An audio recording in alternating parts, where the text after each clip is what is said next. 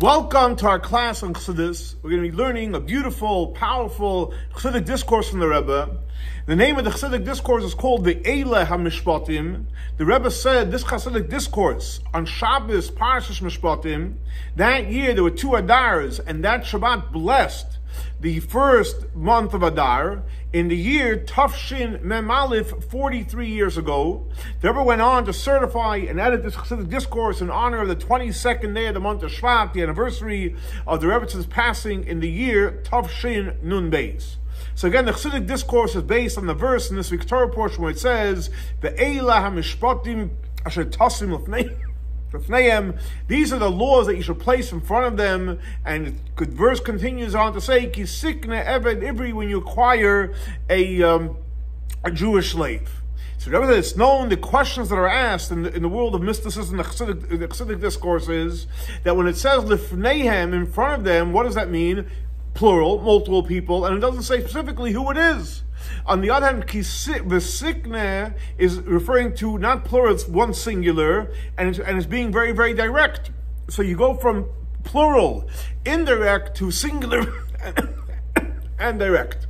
Also, we have to understand that it's brought down in the Talmud Yerushalmi, based on the verse, "Ve'ela המשפטים asher h'tשמ לפניהם." These are the laws you should put in front of them. So the Talmud Yerushalmi says, what does it mean h'tשמ you should place? It comes from an expression of sima, like a treasure. In other words, something which is not revealed. The secrets of the Torah. You should give them the secrets of the Torah. Just 1 second. We know mishpatim rules are laws, which are comprehended on simple intellect. Even the intellect of the nations of the world understand it. So what's the connection between the simple intellect and which is mishpatim, and h'tשמ, which you're saying is, the Yerushalmi is saying is, that it's sima, which is referring to what the concealed part of the Torah.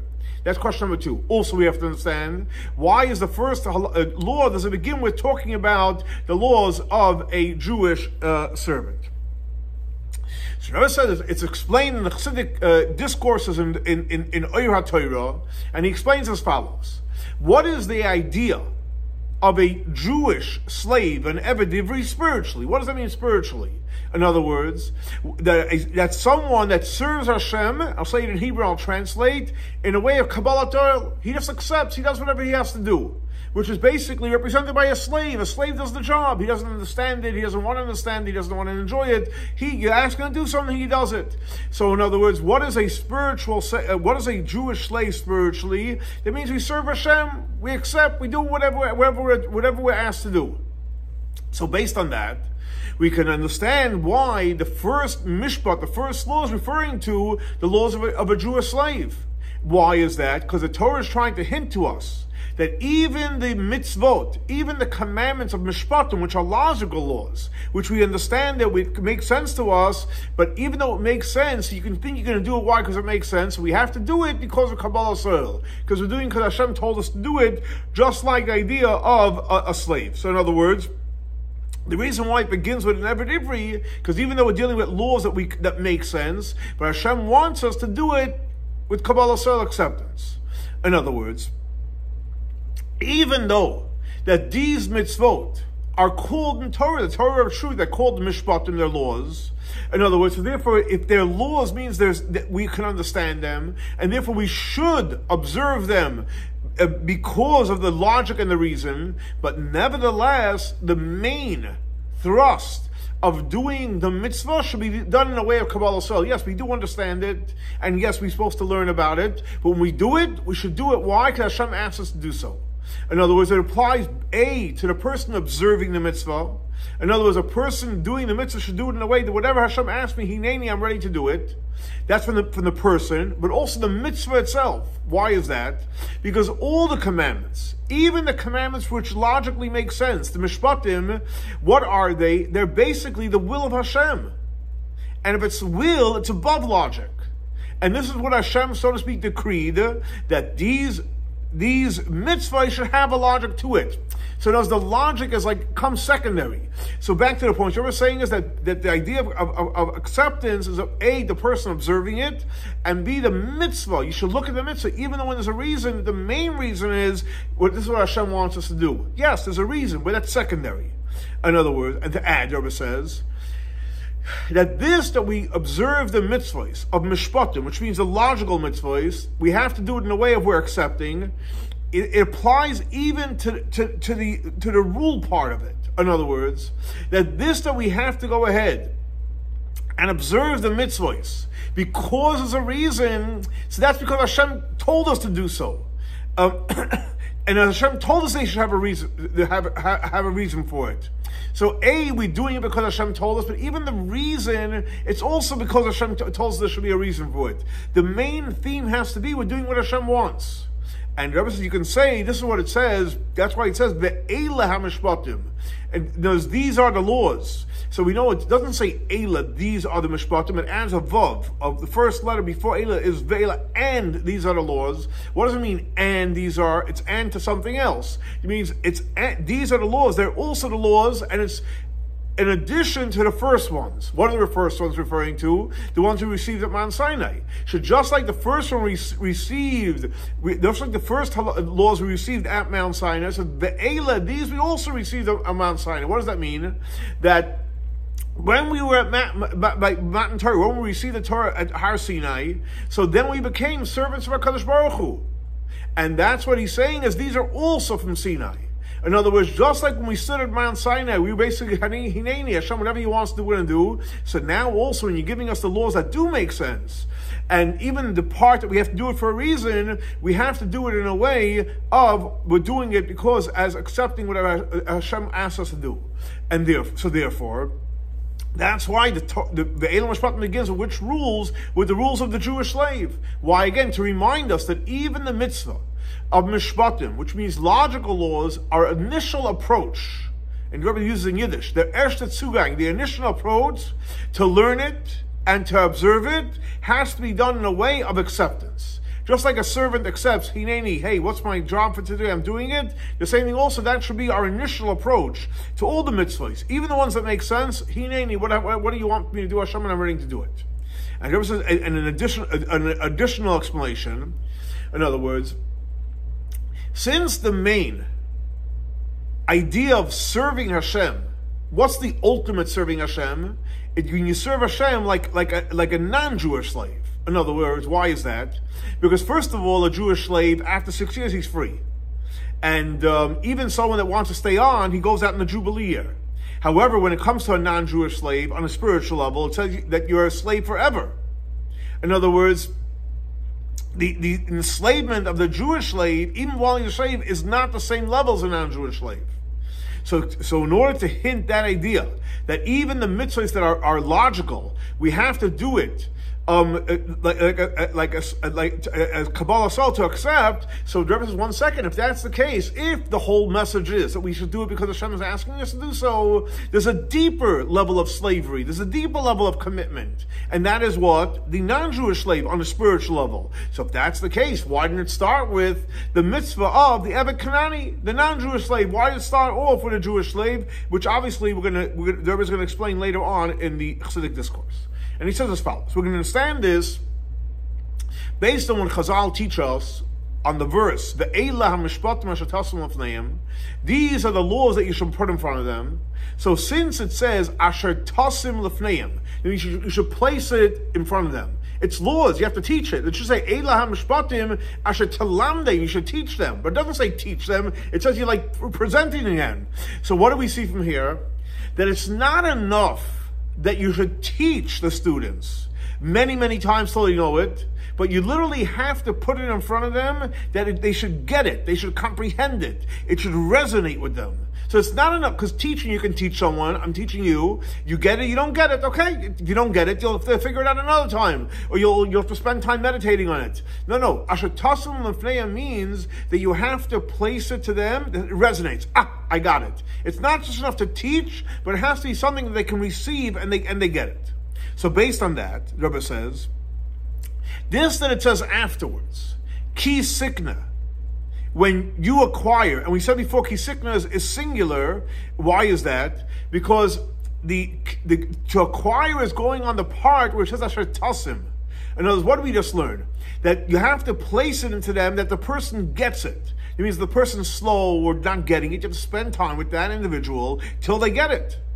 In other words, what does that mean? And the person is, oh, now I got it. When you got something means you own it. And that's why he says, that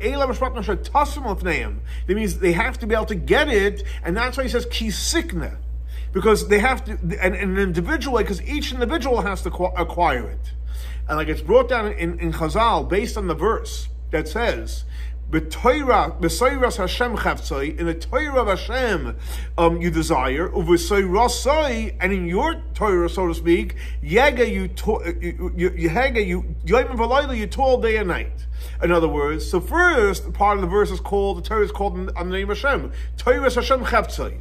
And afterwards, after you do that, it says, uv'soirasoi, in your Torah. In other words, so initially it's Hashem's Torah, but ultimately Hashem wants us to learn it and comprehend that we should get it on our own. And that's why the Torah, when you learn it, is called your acquisition. The person that's learning Torah. And when does that happen? When you understand what you're learning. If you're just reading it and someone just telling you stuff and you don't take for a moment and think and try to understand and grasp it, then it doesn't become yours. And that's why he says, h't'shmim lefneihem. They have to put it to them. That means you have to wait till they get it. And then it says ki sikna. In other words, when you teach them in a way that it's presented to them where they get it, then the Torah becomes kinyani. It becomes their. They acquire it. Then it becomes theirs. And obviously, you can say also that after it says you should put it in front of them, which means they should get it. And it goes on ki sikna. That means they acquire it, becomes their Torah, because the part where it says ki sikna, they have to acquire it, is an additional. It's an addition to the putting it in front of them. In other words, till now we learned you should put it in front. They have to get it, and then they acquire it. So that's connected. But now he says no, that it's an additional thing. What does that mean? Never explains as follows. So seemingly we have to understand, because something's not understood here. Why? Because this that the Torah, which is, think about it, it's infinite Torah, it's God's wisdom, comes into the intellect of a human being. And a finite human being sits and studies, and it becomes your Torah, which is it's a huge downgrade, seemingly. On one hand, it's Torah Hashem, it's infinite.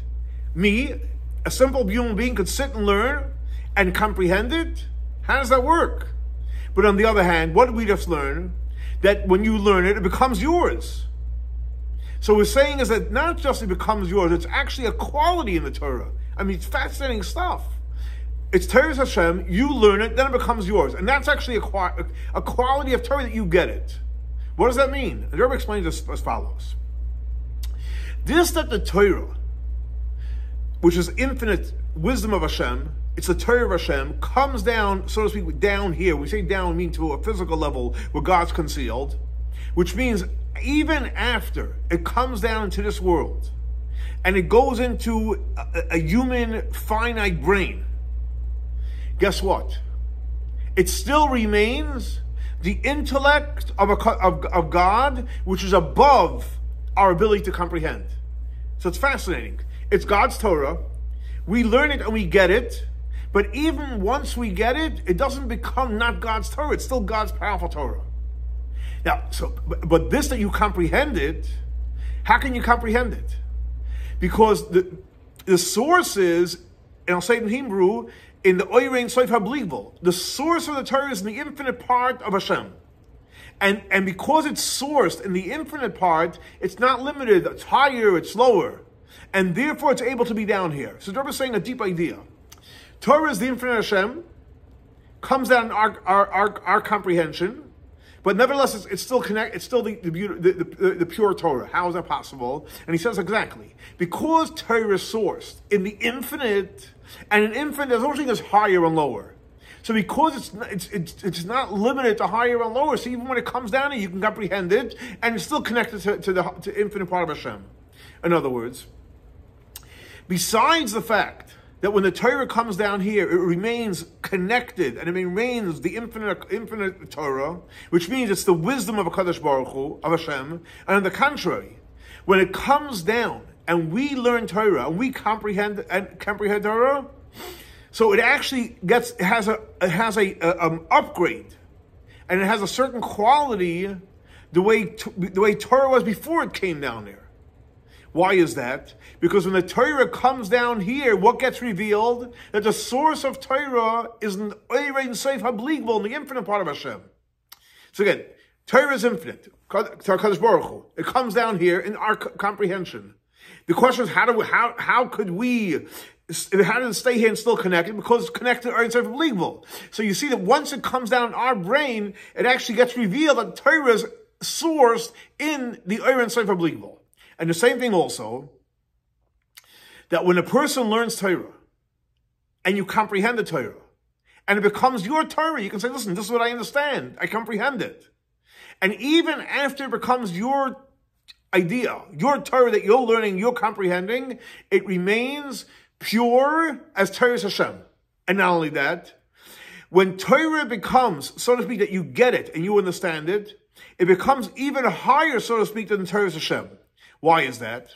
Because that Torah becomes your Torah when you learn Torah, and in a way that even after it becomes your Torah, it remains connected to the essence of Torah's Hashem, and it's still yours. Why is that? Because what gets revealed is the revelation of the infinite part of Hashem, which is higher than Yud Kei Vav Kei, which connects and unifies the person with Hashem. As we know, Yisrael v'Kutchabrichu Kol Echad, the Jewish people and Hashem is all one. Now, these two components in Torah, in other words, on one hand, it's Torah's Hashem, and then the way Torah becomes the person that learns it.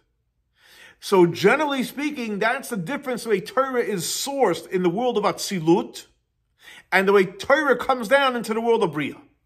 And like he brings from the teachings of the Arizal, and he says as follows: the reason why that Torah, if you look into the Torah, what's the first word in the Torah? Bereshis. The first letter is a Beis.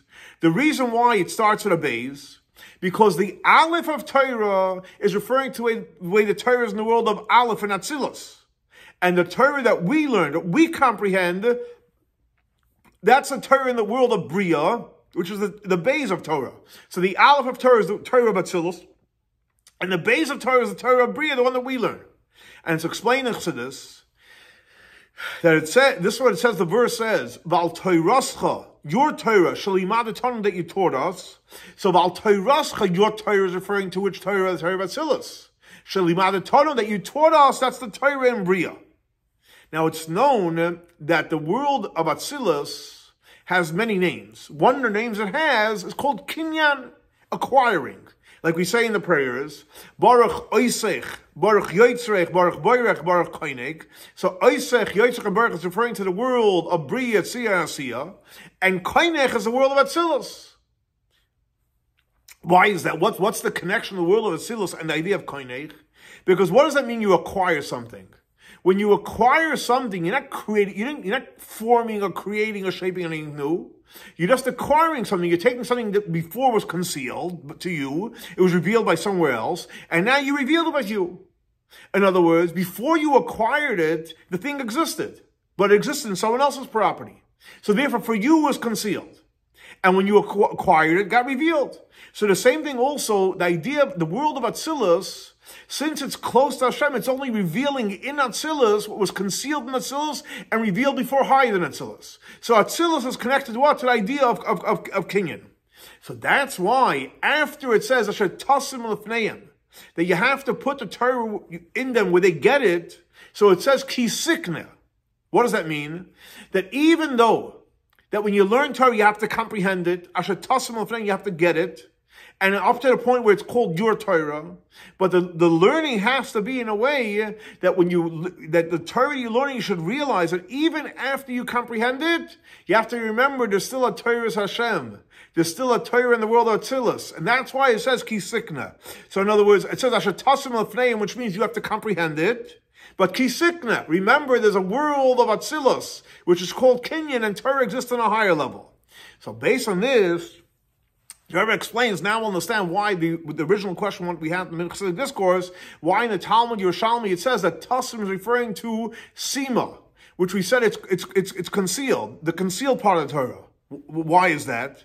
Because in order that the Torah that we learn and that we comprehend And we should, after we comprehend it, we should remain sensitive and connected to the fact that it's Torah Hashem and Torah Hashem, which means the Torah of Atzilus, which we said before is Kisikna. How does that happen? That's when you reveal the soul of Atzilus. What is the soul of Atzilus? The level of the soul of Atzilus called the level of Torah, pure, which is higher than Atabarasa. Atabarasa, Yitzchak, right? Torah is the pure part. And to reveal this part of the soul, which means the concealed part of the soul. How do we do that? So in order to reveal that, you get revealed by learning Chassidus, Pnimius Torah, the concealed part of the Torah.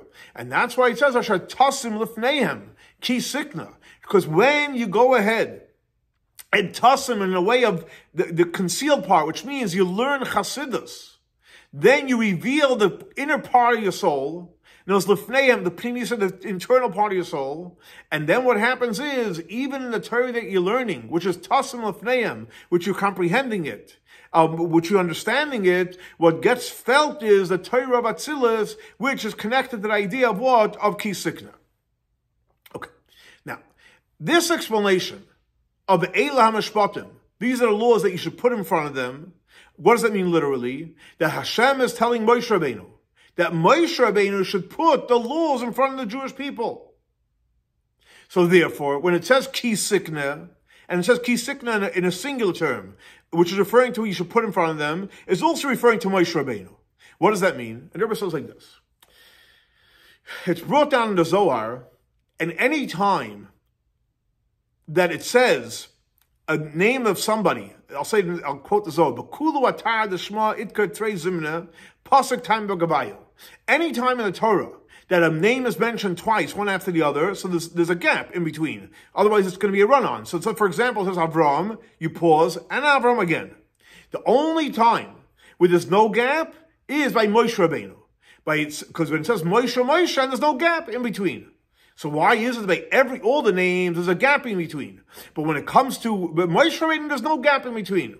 So it's brought down in Chassidus and explains that Avram Avinu, that when his soul came down into this world, and even though he came from the world of Atzilus, so there was a change in the way he was in its source in the world of Atzilus.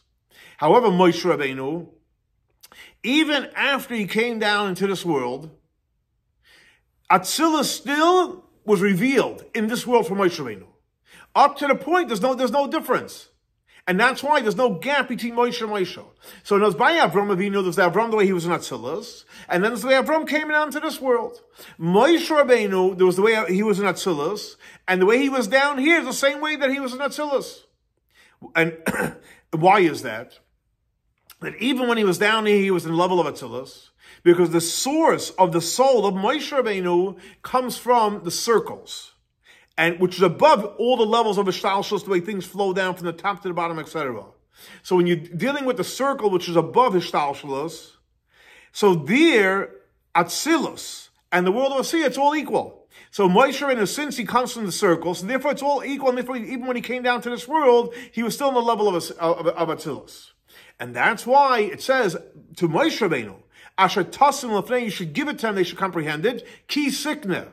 In other words, and we said ki sikna is referring to the world of Atzilus, because to unify these two levels of Torah, the way Torah comes down in our comprehension, tasim lefneihem, and the way Torah is in the world of Atzilus, Kinyan, how does that happen? You have to reveal a level which is above it, and who can do that? Moshe Rabbeinu. And like we explained before, that the connecting of Torah, of our Torah, and the Torah of Hashem, the Torah of Bria, and the Torah of Atzilus comes through revealing the Oirein Soif, the infinite part of HaKadosh Baruch Hu. Now, this explanation of Ki Sikna, which we said is going on, should tasim lefneim. You should place in front of them, but then to have to Ki Sikna, you have to remember it's all with Atzilus. So the Rebbe says you'd like to connect this in the simple reading of the verse, that ki sikna is not only going into what we explained now, it's going on to Asher Taslam Fneim, but actually the ki sikna is going on to what it says afterwards, Ever Divri. In other words, what happens is when a person learns Torah in a way of ki sikna, which means you're connecting to the Torah of Atzilus. In other words, you're connecting to the fact that it's not your Torah. Even though you understand it, you're realizing it's the Torah of Hashem. So then your learning is in a whole different level of acceptance, bittul. Just like the acceptance of a servant to its master. In other words, like this. Till now, the Rebbe explained, h't'sm l'fneihem, comprehension, kisikna connected atzilos. Now he's moving over from kisikna till evet. When you're connected to atzilos, then what happens is then you learn with proper acceptance. Just like a servant connects to his master.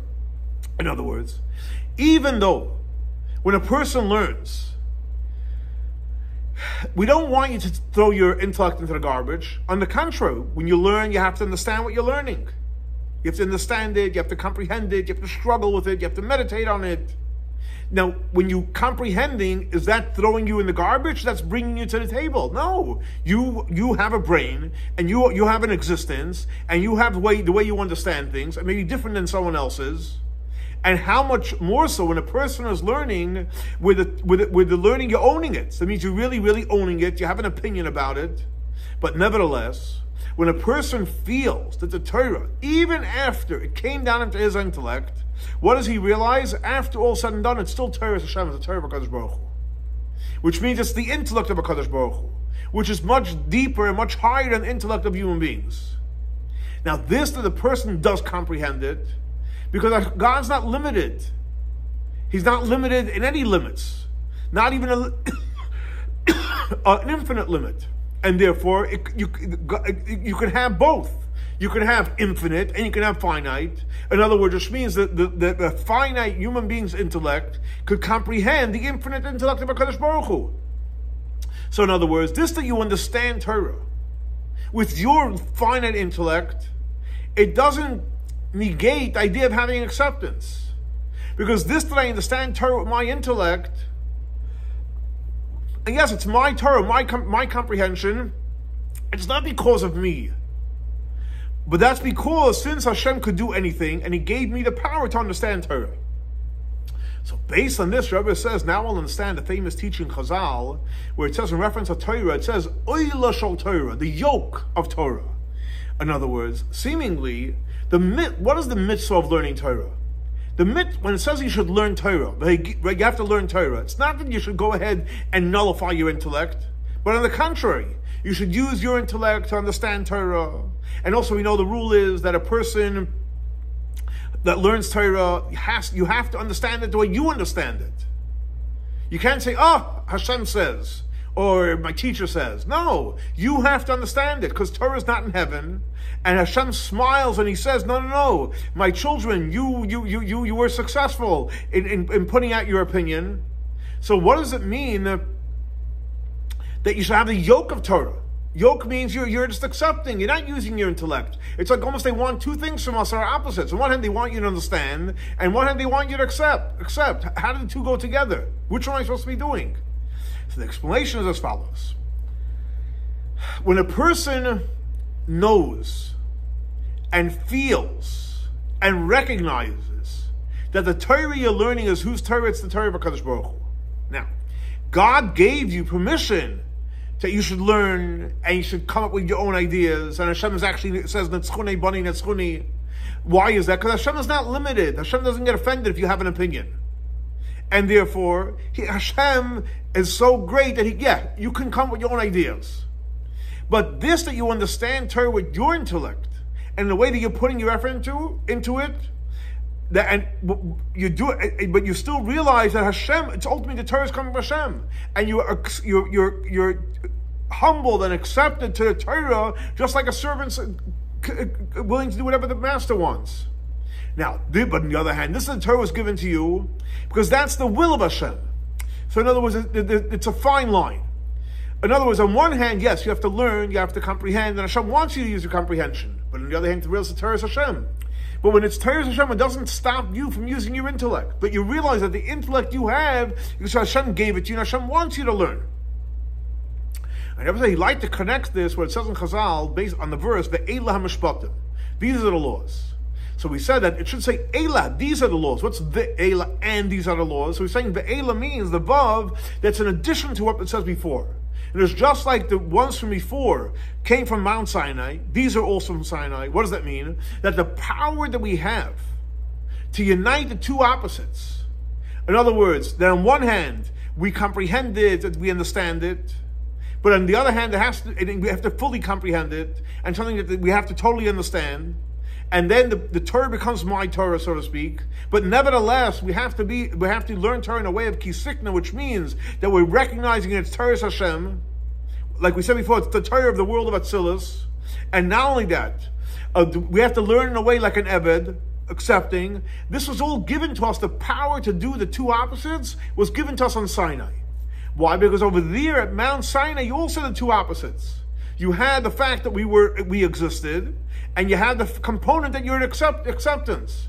And like the Alter explains in Likutei Torah, that the reason why Torah was given at Har Sinai, which is basically on one hand it's a mountain, but again it's the lowest of the old mountains. Because on Har Sinai you have the two opposites.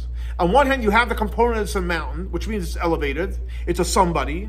On the other hand, you have it's a low mountain, which means basically it's humbled. So that's the real power, and that's really the two opposites that exist in learning Torah. On one hand, you are comprehending it, but on one hand, you total acceptance. Now, we all know what it says in Chazal, that Talmud is great because it brings you to do the mitzvot.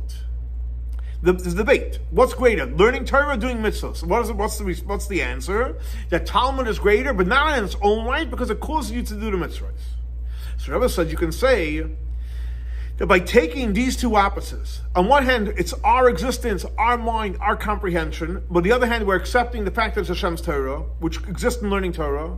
So the same thing also applies with mitzvahs, because since Talmud brings you to do mitzvahs, just like in Talmud, you have the two components, the same thing applies with mitzvahs as well. However, when you're learning Torah, so what's the natural thing is, it's my understanding, my comprehension. So what's the revolutionary idea? That I'm accepting the fact that it comes from HaKadosh Baruch Hu, all the gifts come from Hashem. So even though I'm learning with my comprehension, I exist, but we're learning with acceptance. On the other hand, when it comes to doing a mitzvah, so by mitzvah, what's the natural thing? You're doing Hashem's will. So the revolutionary idea over there in the mitzvah is that you're somebody doing the mitzvah. In other words, even though why are you doing any mitzvah? Any mitzvah you're doing because Hashem told you to do it. What does mitzvah mean? It's a command. Hashem said to do so. And you're doing it in a way of, like a servant, whatever Hashem wants, I'm doing. But the acceptance has to be in a way, not where you don't exist. But no, my existence is that I'm doing what Hashem wants. In other words, this that I'm a servant of Hashem, I'm not being forced to be a servant of Hashem, but I'm choosing. I get the opportunity, I'm choosing to do what Hashem wants. And I actually have enjoyment and have energy from it. Two powerful points here. By learning Torah, on one hand, the natural thing is I'm learning, I understand it, I exist. But I'm accepting.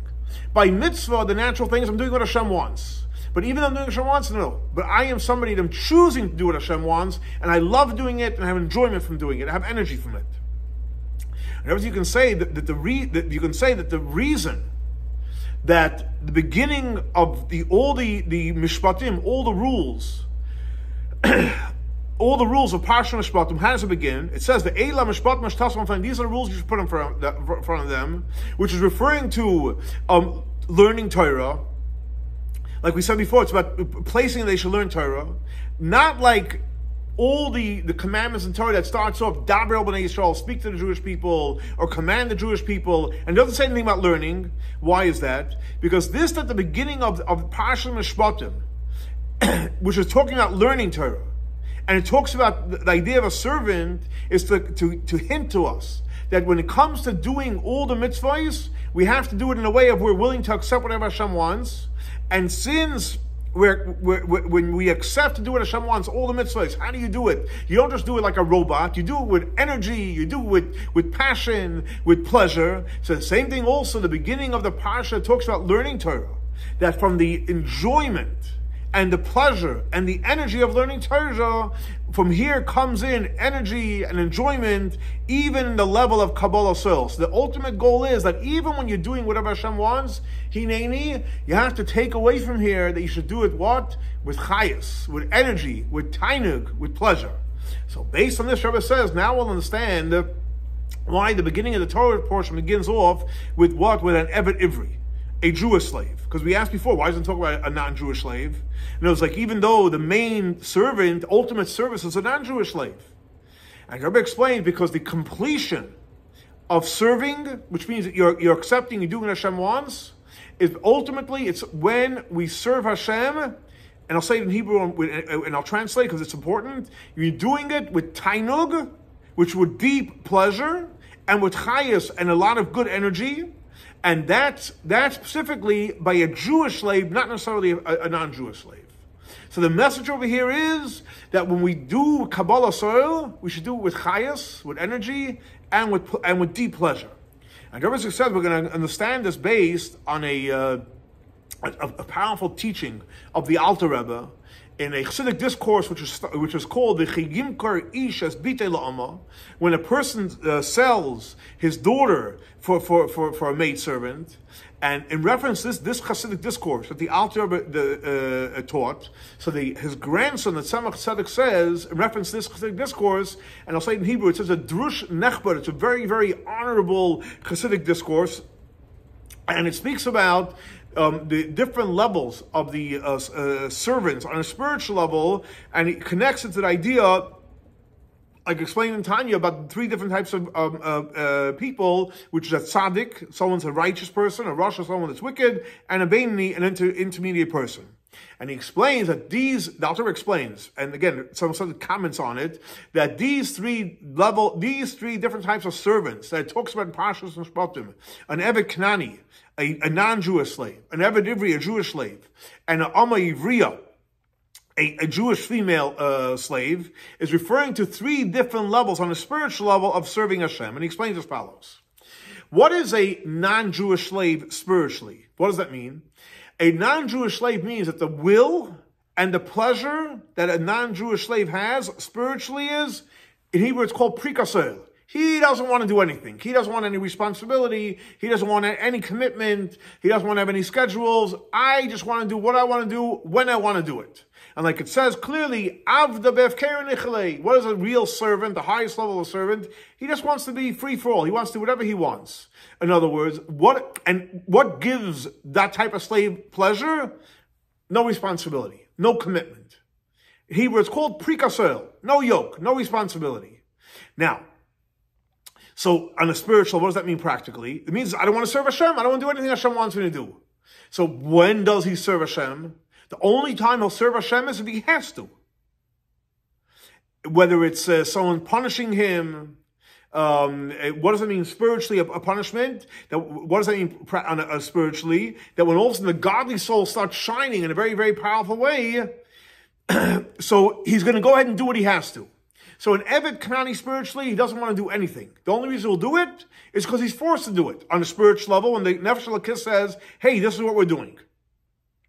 And he explains over there that Eved Kanani in the Chassidic discourse is also referring to the idea of a rasha, someone that's wicked, v'toivloi, and life is good for him. Why? Because just like literally, when you have a servant that it's possible the servant will sin against his master.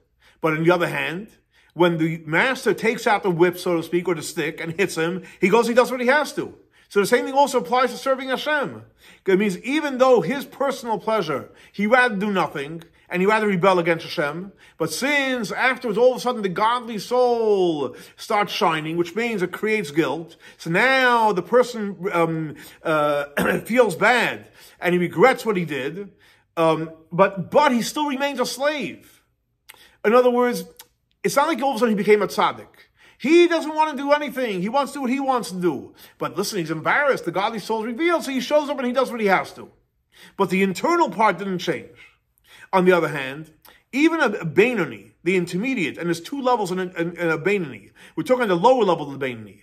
It also goes in the category of a non-Jewish slave. What does that mean? That means even because a beinoni, the lower level of a beinoni is even though he didn't do any sins in his life. But nevertheless, his will and his pleasure is a materialistic pursuits. And on the contrary, he serves Hashem only because he has to. And the revelation of the godly soul forces him not to do bad and to do good. So on a certain level, the lower level of a beinoni is like the Eved Kanani. Okay, this is the recap. So the Eved Kanani is like the rush of a toivloi and the beinoni, which means zero interest in doing anything. The only reason I do it, they're forced. On a spiritual level, when the godly soul shows up and says, hey, we got to serve God, okay, it goes along, but it has zero interest emotionally, will and pleasure. Then you have the Eved Ivri. What's the Jewish slave on a spiritual level? That means the will and the pleasure is more actually wants to serve Hashem. It wants to serve Hashem. Now, this that it just wants to do whatever it wants, which means pleasure and materialistic pursuits, it's actually painful. So really, the Eved Ivri wants to do whatever Hashem wants. It also has other desires, and that part is painful for the Eved Ivri. Now, even though, what do you mean? It's painful, so how come you're enjoying materialistic life? Because really he doesn't want to do it. And actually it's bitter over it. And that's really the life of the beinoni, the higher level of beinoni. Yes, in thought, speech, and action, it does what it has to. And it struggles, but it's not transformed yet. And the highest level is what? Is the female Jewish slave. And that's connected to the idea about tzaddik. What does that mean? That their emotions were actually transformed into holiness. In the world of Kabbalah, it's called Ishapcho, it's totally transformed, which is higher than Iskapia, practicing restraint, like explained over there at length in that classical Chassidic discourse of the Alter Rebbe, which I'd recommend you have time to study. It's a really, really fascinating Chassidic discourse. Now, so therefore, that's why in Parshas Mishpatim, what do we speak about? We speak about the acquiring of a Jewish slave, both a male slave and a female slave. Why is that? Because the idea of acquiring kisik never acquiring a Jewish slave, and when someone sells his daughter as a Jewish slave, so what does that mean? So. And also the idea of a non-Jewish slave, like it speaks about acquiring a non-Jewish slave, and where it says it doesn't go out like the regular slave. The non-Jewish slave is only mentioned in passing, and only like in a negative way. Why? Because this at the beginning of Parshas Mishpatim speaks about the laws of a slave. Why is that? Because in this parsha, which is coming into continuation of receiving the Torah, as we said, Ve'ela, just like the first ones are from Sinai, so these are Sinai, is referring to, generally speaking, of serving Hashem. And it has to be in a way of, just like a servant serves Hashem. And since the serving Hashem has to be done in a way of tainug and chayas, with pleasure and enjoyment, so therefore it speaks about mainly in this week's Torah portion of the Jewish slave and both the male and the female Jewish slave. Why is that? Because both of those serve Hashem with chayas, with energy and with pleasure. First, he talks about the slave that serves Hashem, the Eved Ivri, the Jewish slave, which is referring to, we said, the level of a beinoni. And why does he start with the Eved Ivri in that order? Because the Eved Ivri is referring to the beinoni. And we know the beinoni, that's standard. And like the Alter writes, the Alter creates a standard. That beinoni that's the standard way anyone could live, and anyone can live that type of lifestyle. Why? Because everybody could control their thoughts and their speech and their action. And you have to work on the internal part. And after he speaks about the level of the beinoni, he goes on to the Alma Avriya, the female Jewish slave, which is referring to the level of tzaddik, because this level also applies to every single individual. Like the Alter says clearly in Tanya. Now, even though you feel like you're not going to reach that level, but nevertheless you do it to fulfill the oath that you were taken, that you should be a tzaddik. Now, in other words, you could say that this that he speaks, at least, in bypass, about a non-Jewish slave, because there's some power that the non-Jewish slave has, which is called the skafia. Because a non-Jewish slave really has no interest. Why is it doing it? It's practicing restraint. Like the Alter writes in that Chassidic discourse, that even a holy tzaddik also needs to do the avodah of a non-Jewish slave, because the non-Jewish slave's quality of iskafia is a very, very powerful quality, practicing restraint. And that's why it says a person shouldn't say, I can't transgress, because then you're missing out the whole opportunity of iskafia, restraint. But you have to say, really, I could sin, but I'm going to practice restraint, because what can I do? Hashem wants me not to do it. In other words, why do you have to say, I really want to do it? So that you should have the power, of iskapia practicing restraint. Now, the Rebbe says to point out this powerful idea that we're learning from the Eved Kanani, from the non-Jewish slave, about iskafia, practicing restraint, that iskafia is referring to the quality of iskafia, the quality of practicing restraint. In other words, because even though when you say, I want to sin, hello, what does that mean? You're so far from God that you want to sin? Because why are you saying I want to sin? Because Hashem says I shouldn't be a robot. I should tell you truthfully that I really want it. And what do I mean by that? I'm saying I want it, and therefore I actually have a desire for it. So why do I have that desire? So that I should be able to pull the energy of iskafia and do opposite of what I want to do. So based on this, we'll understand that a deal step the avoida, the work of a tzaddik, is not because he's forcing himself. The tzaddik naturally loves to do what Hashem wants. So it also applies to the level of iskafia, practicing restraint.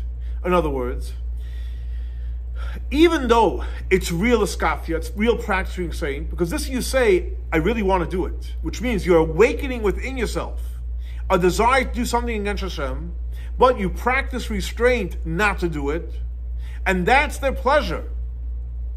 Because the pleasure is that now I can do the will of Hashem and I can practice iskafia. Now, it's known that when a person practices restraint, that means the person's tempted and they really want to do it and they say, no, I'm not doing it, which is not easy. So when a person practices iskafia restraint, you actually draw in much higher than the level of transformation. Like it says clearly in the Zohar, Kadiskafia Sita Achra, when you practice restraint, so then istalik ikara the kuchabrichel kol almin. The level of istalik is that Hashem is all over, that comes into the world. When a person practices restraint, you draw in the level of istalik into the world. And therefore you can say that when you draw in through the avoid of iskafia, and a tzaddik does it, and then the iskafia becomes their enjoyment, actually by the tzaddik it's even higher. So what he's saying is like this. When a person is tested, and they practice restraint iskafia, wow, you're bringing in heavy light. A tzaddik doesn't have the test. So he tempts himself, really I shouldn't want it, and then he practices restraint, he actually draws in something much more powerful. Why is that? And he explains like this. The reason that when a person practices iskafia, you're drawing in powerful energy, because when a person forces himself to go against his will and against his nature, so therefore you're drawing in much powerful energy than it's more your nature. You're drawing it from a much higher level. And even the light, which is very, very high, which from your nature, it's you can't reveal it, then what happens is when you go against your nature, you actually draw in from above your nature. And therefore you can say that when a person does iskafia by force, so to speak, which is opposite your pleasure, and then it comes into revealed way, you're practicing restraint in a real way, and you bring it into your nature, and you're doing it, so to speak, you're forcing yourself, so therefore it comes from the external will. But when a person does iskafia, because that's their pleasure, then you bring in from the level of Ratzon and the level of Tainuk. So what the Rebbe is saying is very, very powerful. Based on what causes you to practice iskafia, that's where you draw from. If you're drawing it from, you're being forced to practice iskafia, so you bring in from a chitzonius, from an external place. But on the other hand, when you practice iskafia coming from a deep place, from a Tainuk place, you actually draw in from a much higher level. So this is what it says, Ve'ela המשפטים. These are the rules that you should put in front of them. And we learned it several times. Ve'ela means it's coming to add, ve'ela, and to add on what we've said before. What does that mean? That drawing down the Torah into rules, into laws that we comprehend in our intellect, and especially that we have the power that we can learn Torah in a way that tasim l'fnei, and we can get it, we can comprehend it, we can understand it. And up to the point we can say, oh, this is my Torah, this is my understanding. So we're actually adding onto what before. Why? Because when it comes down into our intellect and we're connecting to the most deepest level, and we're bringing Torah down, we're actually connecting, like we learned at the beginning of the discourse, to the Torah the way it's infinite and bleakable. And the Rebbe says, when a person learns Torah, up to the point where the Torah becomes your Torah, so you actually add in Torah even more. Why? Because when a person goes ahead and brings down Torah to the level of comprehension and laws, and it comes down to this, it comes down to this world. So what comes down to this world? Not your intellect, it's Hashem's Torah. So the Torah of Hashem, of Chachma Batzilus, comes down to the world. However, the union of the wisdom of Hashem, which is beyond human comprehension, which gets connected with the comprehension of a human being, where does that come from? It comes from, we said, the infinite light of the Oyer Sof HaBligvul, which is above Chachma. So in other words, the revelation of the infinite, Oyer Sof, the infinite, Bligvul has no limit, is only there to give you power for the Chachma Batzilus that should connect with our human intellect, but the infinite part doesn't get revealed itself. But when you go ahead and you learn Torah, and the Torah becomes your Torah, you get comprehended. So then what happens is, what gets drawn down into the Torah? The revelation of the infinite part of Hashem itself gets drawn down. So by us learning Torah and comprehending Torah and realizing it's coming from Hashem, we're doing the two opposites, we're actually bringing in a much more powerful part into this world. I'd like to explain the Chassidic discourses, that the Torah is called Torah Soy, your Torah when you learn it. Why is that? Because when a person learns Torah, Lishma means for the sake of the Torah, not for any agenda. So you actually bring in the revelation of the Oyer Sof HaBligvul. And that's why the Torah gets considered on your name. Because you were the one that brought in the Torah into this world. And you can say, that's why it says, Ve'ela, which means these, but Ve'el and these. The Vav is coming to add the addition, powerful, the addition that takes place in the Torah. And Eila means these, which is revealed. And Ve'ela means that you're adding in Torah. That means you're bringing in the Oyer Sof HaBligvul into the Torah into a revealed way. That you're literally bringing in the infinite part of Hashem, not only as a source of a power, but this powerful light actually gets revealed in a beautiful way. So the Rebbe is giving a beautiful translation, Ve'ela. Eila means revealing. Ve'ela, you're adding in, that you're actually bringing in the Oyer Sof HaBligvul. And the verse continues off to say, Asher Tasim Lifneihem, that you will put in front of them. So Asher means that you'll put in front of them. So the Rebbe says, Asher also comes from the word of Oisher and Tainug, tremendous blessings and a tremendous pleasure and tremendous satisfaction.